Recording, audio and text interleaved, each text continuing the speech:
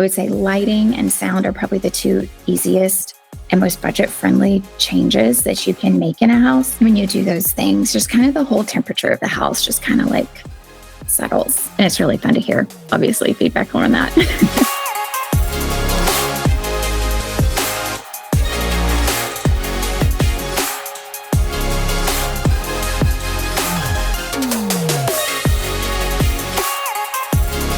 Hi, everybody. Welcome back to Therapy Unmasked, brought to you by Ability Innovations. And we've got an excellent podcast for you today. We're here with Rachel. And Rachel, I'll let you introduce yourself and you can tell us a little bit more about what you do. But Rachel is amazing. And we found her through a friend of a friend of a friend, it's kind of like. So, Rachel, go ahead and tell us a little bit more about you and your company. It's great to be here. I am Rachel Jackson. I'm an interior designer and I specialize in sensory-friendly and ADHD-aware homes and spaces. How I got here, I have ADHD. My son has ADHD.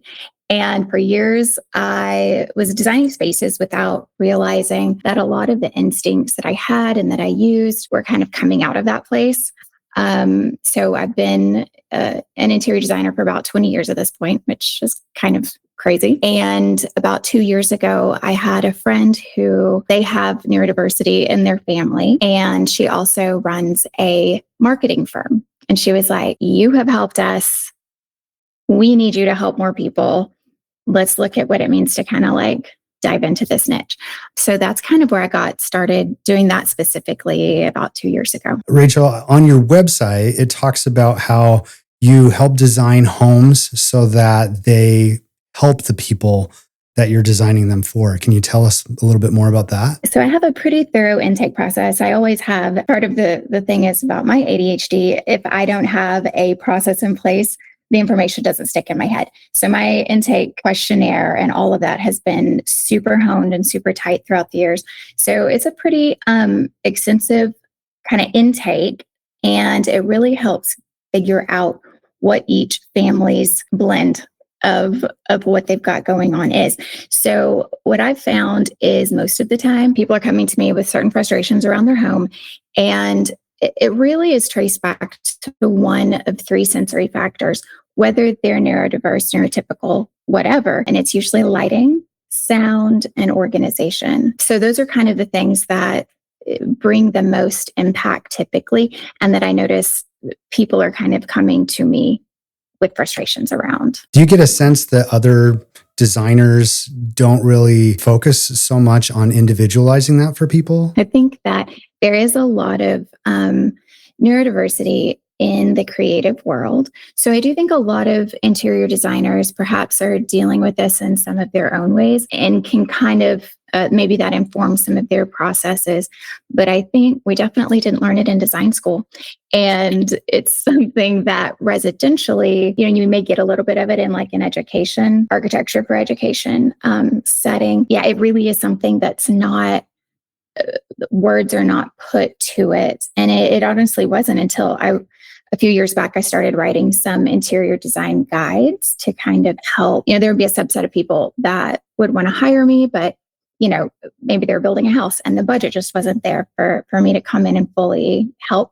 I wanted them to have some kind of a roadmap, some kind of an option. So I started writing design guides. Yeah. And when I was doing that, that was very helpful for me to really sit with my processes and kind of put words to it in a way that when you're just kind of going from project to project, it's hard to do. You've designed some guides, and you also have some courses and different services that you offer, even professional development. Can you tell us a little bit more about those? I'll start with probably the most relevant thing for the parents listening. That would be, I do offer design services, and that kind of ranges from those DIY guides all the way to, full service. And like I said, a lot of those families are coming because something's not quite working at home. And so sometimes they're like, well, give me a design kit so that we can start with the living room and really address what's going on in there and get that space kind of figured out. So that's kind of just a virtual design roadmap that they can, they don't have to live in Austin. That's where I am. I'm in Austin. And so I'm able to help people kind of around the nation with that. And then self-paced courses. I also have that for people who are really into kind of that do it yourself. It's helpful for people to figure out their own design style and their own process. So it's very self-paced. They kind of do it as they want to. Other designers, occupational therapists, other professionals, I speak at conferences, clinics, schools, anyone or anywhere that wants to really understand the connection between, especially home environment. We know about class environment. That's where the professional development commit comes in. For interior designers, we have CEU courses, kind of continuing ed stuff. And usually designers need about 10 credit hours annually. Currently, my interior design for sensory friendly homes is credited for an hour. And then I'm working on my follow-up guide. So that'll be another hour.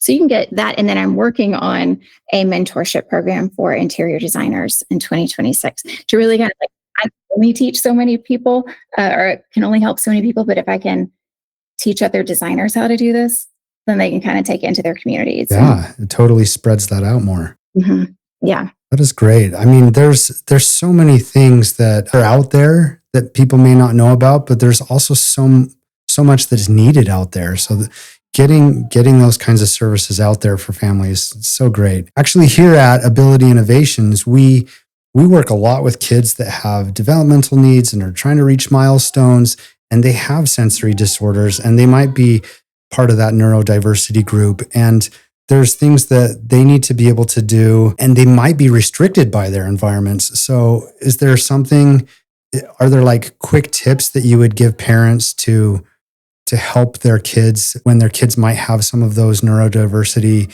challenges, to be able to help mediate some of those through the environment that they're in? Some of the biggest things you can do is taking their sensitivity seriously. I didn't know to do that as much when I was, especially my son he was about 4 or 5 when he started school. And I think that's probably when a lot of their sensitivities come up. And if, they're a different sensory profile than you, it can kind of be like, what do I even do with this? And luckily now we have, OT is so common, and it wasn't 17, 18 years ago when Jackson, was just going into school. There's a story that I kind of look back on, and it was how I got him ankle socks, because when I was a kid, ankle socks were the cool socks. And I was like, he'll go to school with his new ankle socks. What I remember from that morning is there was a lot of crying. It was because his shoe now touched a certain spot on his ankle that was previously covered by the crew socks, the tall socks, right? I didn't know that. So I think, and I say this about design in general, slowing down and really, and I'm sure y'all talk about this with your clients too, understanding that emotion is just communication. Like, what is trying to be communicated here? Maybe that's a sensory seeking kid, and they need to pull all the cushions off the couch, and they need to build forts, and they need to jump, and floor is lava type games. And then maybe there's siblings or parents who are sensory avoiders and need those quiet spaces. But childhood it's kind of the season.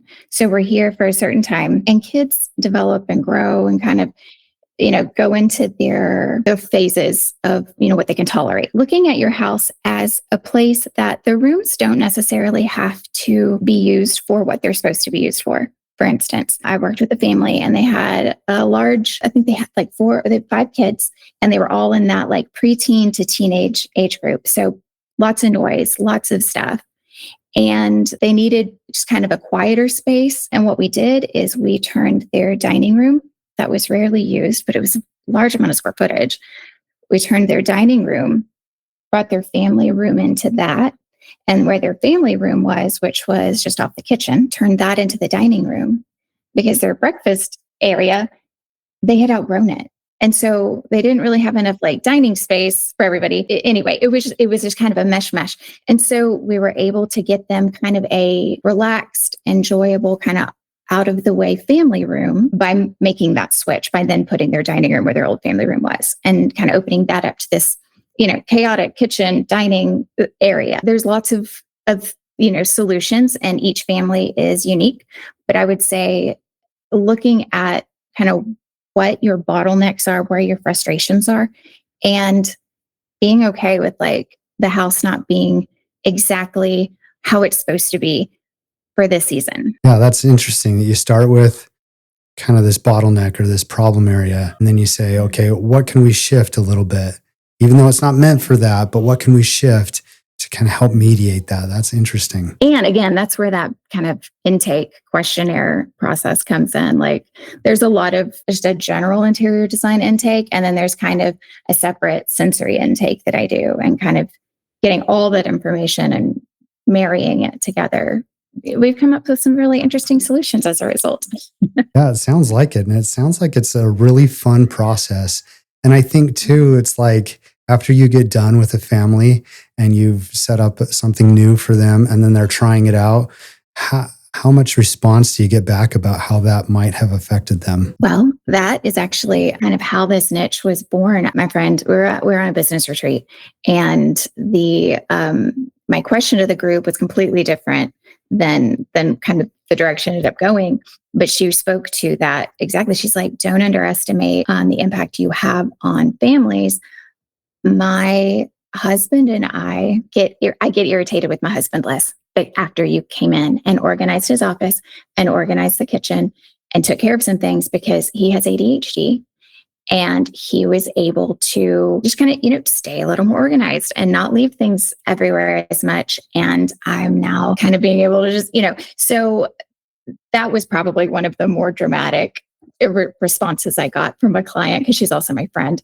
But definitely the calming, we now can, after some changes, and again, I would say lighting and sound are probably the two easiest and most budget-friendly changes that you can make in a house. When you do those things, just kind of the whole temperature of the house just kind of like settles. And it's really fun to hear, obviously, feedback on that.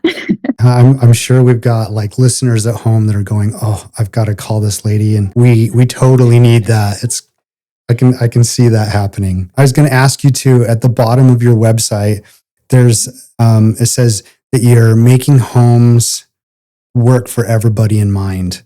And what does that statement mean to you and your brand personally? Yeah. So there's when I was first getting into this niche, I was trying to understand like who else was out there doing this? What are they doing? And there was not a lot, definitely in the US. There's this wonderful architecture professor, Magda Mustafa, and she was on a podcast. I was listening to it, and her response was to a question kind of similar was, when we design for autism, we design for everyone. And she primarily does work for autistic education centers, residential facilities, and that kind of thing. And same thing, when she went into that, was hired for a project like that, there just was not a lot that was being done in this area. I take that, and it really is when you lower the visual noise in a room, when you've got parents that are overwhelmed, when you address these things, it's not just better for the kid with ADHD, it's better for everybody. My broader take on her thought is, when we design for everyone, everyone wins. Like, we're not just doing this for the people who have sensory issues. Like, people who would not consider themselves sensory challenged always love the result, and they're like, oh, this is nice. When we think about like sitting in a restaurant, you've got kind of fast casual, Chipotle, whatever, and you go and sit in a nice steak restaurant, the difference in lighting, the difference in acoustics, it's a totally different feel. Not that we're trying to make home a steak restaurant, but it's used commercially. All of these design is already used to alter and impact psychology commercially. So we're just harnessing it for the home, which is really cool. I used to work in the schools, and there was this idea of universal design for living. And that was kind of this hot topic. And it's kind of up this same alley of them saying, if we design something like an audio system for kids that are hard of hearing, then it can be used for everybody. And all the kids can have amplified sound coming from the teacher, and it will help everybody. It's universal. And I love that idea. I love that that's going into architecture and design and all of those things, because you're right. It helps everybody, especially in that family. Yeah, it does. And I am seeing it. So my son is currently in college at Texas State down the road in San Marcos. And I was on one of the parent Facebook group. And they had the it was an overlapping course taught by a professor of psychology and a design school professor. And they were doing a course on this exact thing, like basically how to design for, and they put it's a very broad topic. It was, I think, for mental health. So they're taking in like anxiety and depression alongside, neurodiversity. It is being taught. It's out there. And I think kids who have been learning, social and emotional learning for the last decade or so, they're the ones who are coming up, bringing this into the, kind of Gen Z group. And they're like, guys, we need to think about this on a broader scale. So it's really cool watching that happen. So you're kind of a forerunner, and there's going to be all these people carrying torches. I hope so. I think it's going to be a good thing. Well, it sounds so amazing. And I love that you're doing this work, and it's such a powerful thing that you're doing and offering families. Are there any parting words or parting ideas that you'd like to share with our listeners? Like I had mentioned, the biggest three things are sound and acoustics, lighting, and like visual overwhelm. So with lighting, a lot of people don't realize that recessed lights that the builders installed are usually like daylight light bulbs. So when you've got those on at 10 a.m., it's fine. But when you're using all overheads at 8 p.m., that's messing with your melatonin production. So I would say the biggest thing I tell people that you can do pretty much immediately, even if you have to go out and buy some lamps, move to lamp light in the evenings. So kind of try to move away from overhead. Yeah. And any light bulbs. If you want to get real nerdy in this, I have a little like cheat sheet. When I tell people to go get light bulbs, make sure it's like 2,700 to 3,000 kelvins. And that's like, there's a little nutritional label on the light bulb box. The back of the boxes. Or the back of it. Yeah. Okay. So you want to stay to that warm, don't do daylight, because that really, it's messing with your melatonin production. Those of us with ADHD, we usually have a hard time sleeping as it is. So we don't need to add to that. Move to warm lamplight in the evenings and really embrace like sound machines in bedrooms. Do not underestimate rugs and what they do for the acoustics of the home. It can really be loud and echoey. And I know we've got dogs, we've got kids, and so rugs can be kind of difficult to maintain, but there's some great, Ruggable offers washable rugs, things like that. But that really is going to turn down the acoustic temperature in the home. Much sound is bouncing around. Yeah. Totally. Yes. And the last one is, and this one, it can get a little bit more expensive, addressing the visual overwhelm and the clutter. Again, going back to those bottlenecks, where do things tend to pile up? And I have a method that I use with clients. I'm not a professional organizer. In fact, I've hired one before because I needed it in my own closet. If you can get everything into piles, it's my 4 piles method, and it's price, resell it, pass, donate it or recycle it, place, it's what you're going to keep, and then pitch is what you need to throw away. And what's cool is after you work through those piles, you really just have to manage what you're keeping, and that can kind of help. Declutter. And that overwhelm. Exactly. So yeah, those would be my 3 things. And I will make sure you have the link to, I have an intro workshop on YouTube, on my YouTube channel, and it goes through all of my main like highlights of all these areas. So they don't have to remember everything I said today. Great. We'll put that link in. Thank you, Rachel. Those tips are amazing. And I hope that our listeners at home go and check out all this stuff. And you might even be getting some calls because you've piqued my interest and sparked my imagination with that. So I'm sure that there's listeners at home with the same. Rachel, thank you so much for sharing what you do with us and how you help all of the children and the families that have children with disabilities or neurodiversity. And I mean, if we can make the world a better place in lots of different ways, we're doing it right. Well, thank you so much. I loved being here, and I think we're all doing great work. So thanks for all that y'all do too. Yeah, thank you so much. Well, that wraps it up here for Therapy Unmasked, brought to you by Ability Innovations. And if you want to come and check out more of what we do and check out those links that we're going to put in the bottom, check out Rachel Jackson and all that she does. And we will see you next time on Therapy Unmasked.